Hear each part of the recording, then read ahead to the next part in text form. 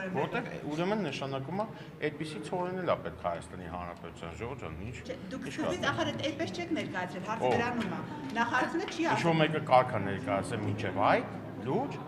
որտեղ է գրած։ Իհարկե չի ներկայացված։ Ասել են ծորեն է գալի։ Բայց չեն ասել, որ անասնակեր է։ Ժողովրդան, բայց իսկ ասել են, որ ուրիշ ծոր է։ Ասել են դիվերսիֆիկացիա է, այլընտրանք է։ Իսկ այդ ծորենը դիվերսիֆիկացիայի ենթակա չի, ծորենը ծորեն չի, կենթանին որ ուտում է, հետո մեզ ինչ-որ բան չի տալի, Որենը բարձրակի չի նշվել, որ ծորենը անասնակեր է, Բայց խնդիր նախարար անգամ քննարկում էր որ հացի գինը կարող է իջնի ավելանա նվազի։ Ընդհանրապես, եթե ճանապարհները,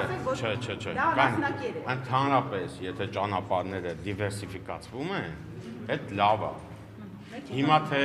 այսօր անասնակերայք է,